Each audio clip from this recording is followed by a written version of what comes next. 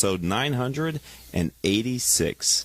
I've asked Nick Jordan, founder of Wells of Life Incorporated, to be our guest. You know, after fundraising for schools in Uganda, Nick witnessed an overwhelming amount of poverty and a shocking lack of clean water.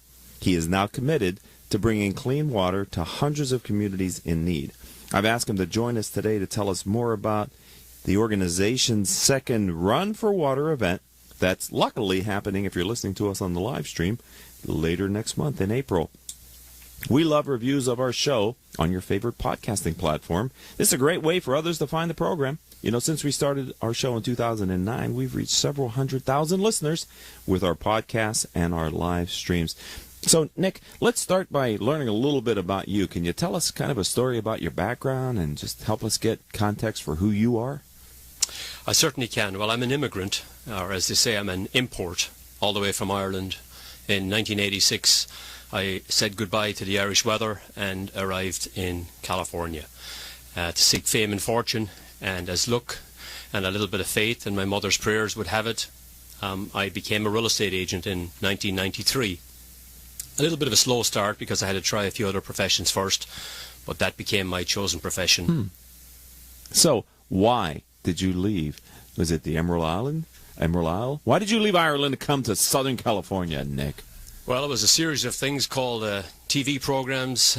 You really portray this beautiful life, the beautiful ladies, the sunshine, the streets paved to gold, Beverly Hills. Everything that I heard was what beckoned. And the Irish weather finally got just a little bit too difficult to endure. So all of that. All right. And did you come to Orange County? Because we're in Orange County now. Or did you come to Los Angeles when you first relocated?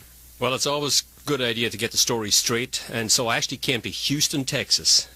Simply because our family used to watch the soap Dallas.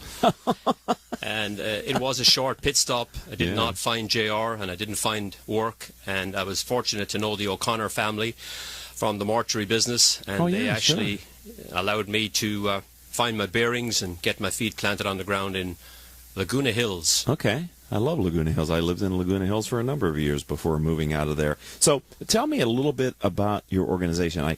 I sort of mentioned in the open that Wells for Life was sort of born of your direct experience, but give us context for the nonprofit that you're leading, and we're going to talk a little bit about clean water here as well. Well, it was not a direct route. I had no plans on leading a nonprofit, Wells of Life, or any other organization for that matter. I actually emigrated to find the American dream, and the American dream for me was defined by having money, lots of it. Cash flow would have been really nice. Property, that was my chosen sphere of work. But as things happened and they turned out, opportunities opened that I was not aware of. And the opportunity that created Wells of Life happened in 2008. Okay. So in 2008, I had an opportunity to travel to Uganda. I mentioned earlier I was involved in the real estate space, and we all probably have a recollection that business was not booming in 2008. Yeah. I simply decided to go and see some of the schools that I had helped raise funds for, and that right there was a real eye-opening experience. As you mentioned, the view of poverty, the suffering, everything that I saw really brought me to the one conclusion. Water was the most critical component, and what was missing everywhere I went. It's shocking. You know, we were Nick and I were talking earlier before, obviously, the show started a little bit, and he gave me some shocking information, statistics, frankly, about how many people on the globe do not have fresh water every day. So let's set context with that, if you wouldn't mind. We take it for granted here. Most of the people that are listening to my show probably have no issue with getting clean water, as simple as turning on their tap. Well, I guess over the last 4 or 5 months, I think we've really received about as much water as we need here, thankfully in Orange County. But for a great part of the world, every day, lack of water is what becomes life's greatest struggle. There's actually 1.1 billion people every day lack water. That's like 1/7 of the world's population, right? I mean, there's 7 billion people roughly on the globe now. Well, it's an easy math, and you know, all of the math unfortunately points to the fact that 4,300 children died today simply because there was no access to water. 75% of hospital beds in Africa are filled simply because people drink infected water. And anybody with a common brain in their head would say, why would you do that? Well, the reason is simple. Because given a choice, you will drink whatever you have to stay alive. Yeah, and the lack of water is really the biggest critical component. You can only go a couple days without any water, right? Before your body, you're going to expire. You need water on a regular basis. That and oxygen are the two things that we need more than food or anything else. So we're talking with Nick Jordan. He's the founder of Wells of Life. So is it because in these countries like Uganda and others, there's no clean water available, or there's clean water there but they can't get access to it? Does that make sense? You know what I'm saying? Yeah, the latter is 100% correct, and also the saddest but yet the most possible opportunity. Water is often as close as 40 feet underneath the ground, where a child simply has to die because there is no means to bring the water to the surface. When I say means, a water well is that component that brings water to the surface. I was actually born in a farmhouse in Ireland that lacked running water for the first couple of years of my life. And I have a memory as a young boy of walking to a well from where my mother carried water. And this really imprinted an image on my mind. And all the years later, what I saw was thousands of women whose entire lives were defined by the task of hauling 40 pounds of water on their head every day for 3 miles. Oh my God, because water is heavy, isn't it? It does have weight. 8 pounds per gallon. So I like to remind my children who grew up here in Orange County, California, which is a nice place to grow up, that their great-grandparents and their grandparents on my side for many years didn't have running water either. Matter of fact, when I was growing up and I'd go to my grandparents' house to play, they still had the outlets that they actually used. They were still there. They had knocked them down, and they still had the pump with clean water that they used to use to bring water into the house. It still worked, but it was more of a novelty now and something for the garden, not for the people in the house, because they did have running water. So even in this country, it wasn't that long ago when people didn't have running water. The good news, I guess, is it's accelerated quickly, where a great percentage of the American population now has access to clean water, right, Nick? Oh, absolutely. But the hardest and most difficult task is to actually reach people's imagination and, I guess, comprehension. Everybody's children turn on a faucet, flush a toilet, use a water garden hose. That's modern day life today in America, thank God. But for the most part, if we can connect our minds and our consciousness to the fact that providing water is the most measurable way of loving our fellow man, of serving those that are our brothers and sisters in Uganda or Africa or any country for that matter. And I would also add, the easiest thing to do, for $6, we can save one life by simply providing water for up to 25 years. Now, there's a lot of problems we can't do much about today, but this is one problem that I truly believe that we can solve in a decade. Okay, so I'm excited by that, and we have a few minutes in this block, and let's start that conversation, and we can carry it over into the next one. Your nonprofit, you've titled it Wells of Life. So obviously, part of the solution that you've identified is being able to reach that water that's so close but yet so far.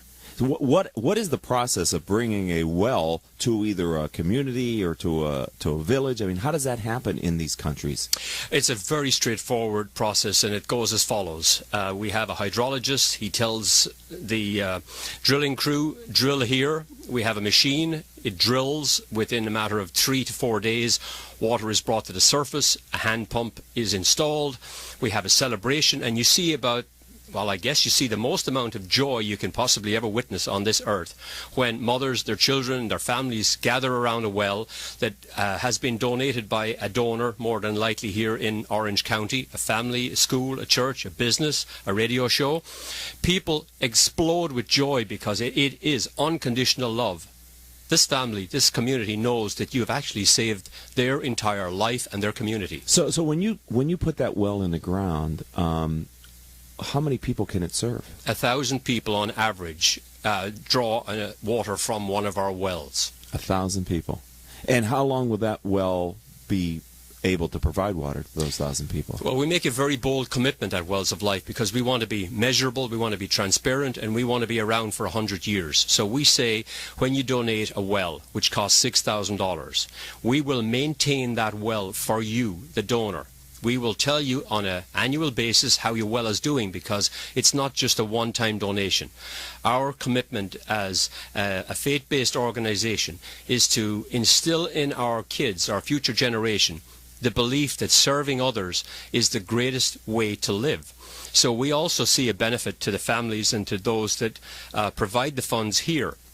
Because I had the greatest realization in my life when I traveled to Uganda.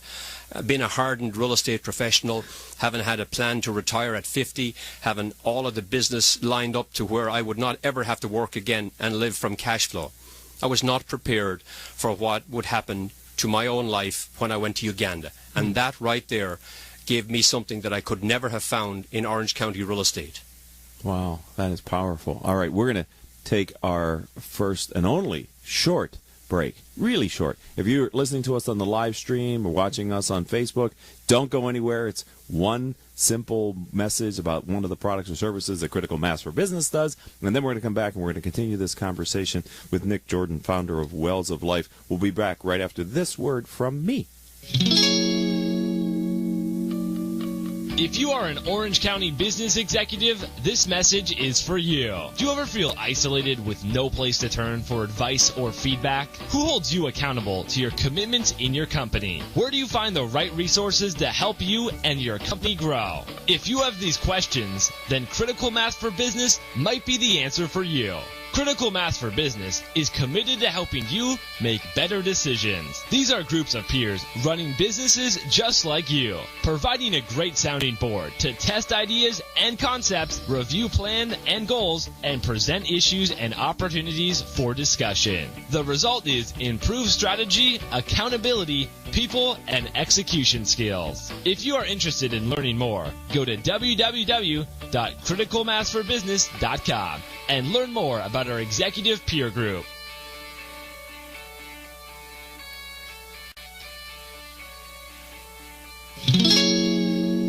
Welcome back to this edition of Critical Mass Radio Show. I hope you're telling people about this organization if you live in Southern California. Wells of Life Incorporated and its founder, Nick Jordan. We were just talking offline about some of the work that he's and the difference that his organization is making in Africa and in Uganda in particular. And I was excited. I'd not met Nick before today, but I was excited to have him on the program because he has an upcoming event which is titled Run for Water. Can you tell our audience a bit about Run for Water? I absolutely would love to. But just one or two sentences before I do that, I would like to simply say that Wells of Life is so much more than the founder. We have been really fortunate to attract some of the greatest individuals in Orange County to be part of our advisory board. And I would just love to share that people like Professor David Feldman from UCI, Pete Callahan, who is our President, Greg Weiler, Michelle Jordan, David Linsmeyer, etc. These are incredible people that every day are working and supporting Wells of Life and bringing us to a point where I believe we're going to be the number one or number two charity in Orange County in the next decade. Wow. Okay, thank you for doing that. That was...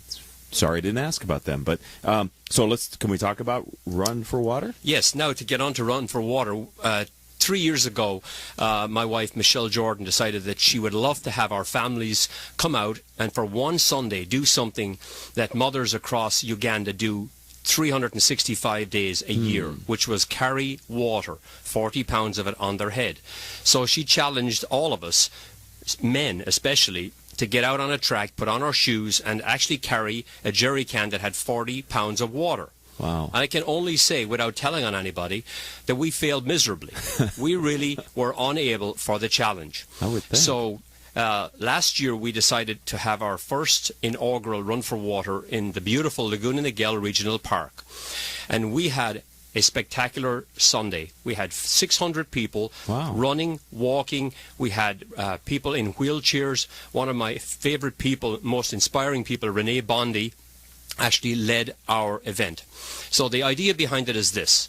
bring our families, our schools, our churches, our individuals, our businesses together for one day and let them see, first of all, how fortunate they are. This is a freebie to all the parents. We can teach your kids that they're very fortunate because you've been telling them this every day. But by doing this, our plan is to raise the funds for, this year the commitment is for 40 wells. So in one day, that's 40 teams. Now it gets a little technical. That's like $250,000. Yes, it is. That's good math. It's obvious that you're a business mind.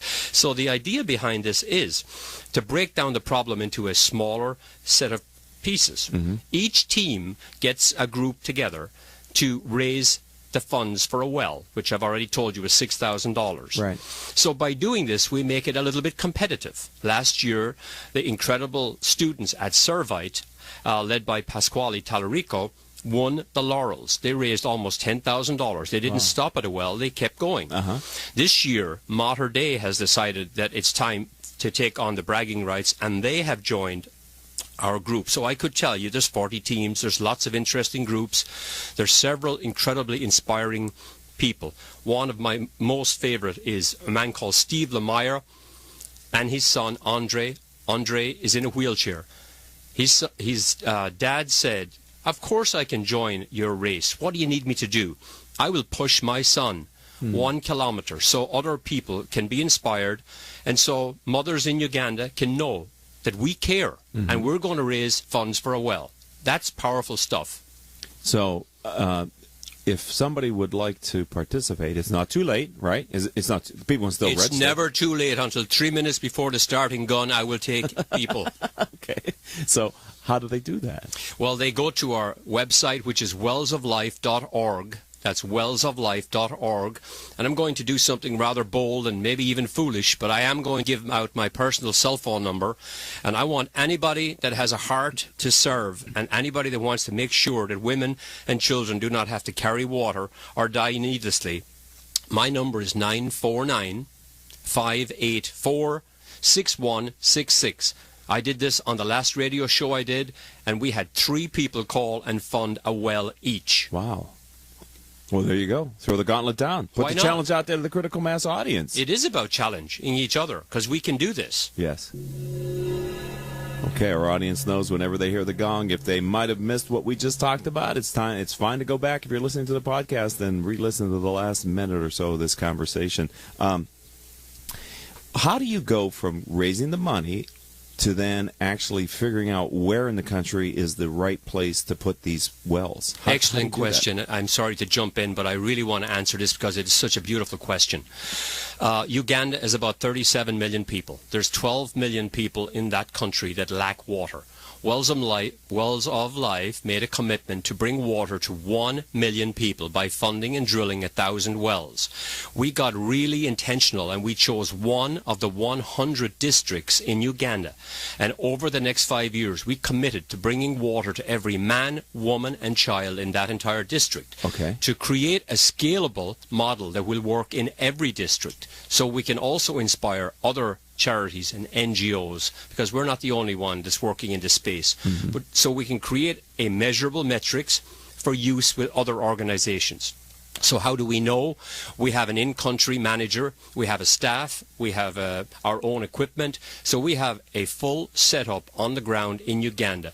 We have no problem knowing what to do. We're only limited by the funds we have. Right now I have 55 communities waiting for a well, praying daily so somebody will answer their prayers and bring them clean water when somebody is ready to call. And the major governor on your ability to do that is the funding that you require to actually do the projects, it sounds like. Absolutely. And just one really important thing, we give 100% of funds that are donated to a well specifically, it's a tough word, to that purpose. We do not have an overhead that we take out of it. We raise our overhead separately and apart through a legacy gift that we have 25 incredible donors and private foundations provide. So it gives a mom and dad that are raising funds that are hard-earned dollars the assurance of knowing that 100% of their money is going to this cause. Wow. I just couldn't take 25% of little Johnny's $50 and say, well, little Johnny, There is such a thing as overhead. I want you to learn about it. He's not going to learn about it from me, from Wells of Life. We're going to give 100% of his funds. And that really empowers our kids when they know that every penny they bring makes a difference. Right. Is there a way then that the donors get to see or see the well? Yes, we GPS and track every single location. We provide a plaque on the well that's cemented to the base that provides the name of the donor, or perhaps if somebody donated one in memory of a lost or a loved one, that's provided. As soon as the well is commissioned and the celebration ends, we take about 50 photographs and we provide this beautiful hardcover bound book that we hand personally to our donors so they're able to share it with their friends. And that's why we've been growing at such a strong pace each year, because we give a measurable accounting of what we provide on behalf of our donors. And let's face it, in the world of business or in the world of charity, you want to find what the best value deal is at the best price and get as much of it as you possibly can. And that's Wells of Life. The impact that you can make, right? The impact that you can make in the world. And this is a very meaningful way to make a positive, lasting impact. I don't think there's any more meaningful way than to save a person's life. And what I would encourage every person that's listening to this podcast to do is to take a moment and consider how you could travel and see firsthand the difference your well or your donation makes. And I know this because I've lived it. Your life will be changed in ways that you could never afford to purchase right now, even if you had the largest checkbook in Orange County, and we all know who that is. Right. Well, unfortunately, Nick, we're out of time here, because I would love to have a conversation with you about the impact on the village or the community once they start. You said 75% of the people are in the hospital because they don't have clean water. Well, all of a sudden now they're not going to the hospital, right? Those people, the quality of life in that village must go up immeasurably. Well, the cycle of poverty is broken, and I can honestly just say in closing, miracles happen. Education becomes a reality, and one day a future president, a lawyer, a homemaker, a teacher, a doctor, a brain surgeon will come and have a testimony and say, because somebody cared and provided a water well, I am here standing on this stage right now at Harvard or Princeton or Yale or Duke or wherever, because somebody cared. But you have to care enough to act.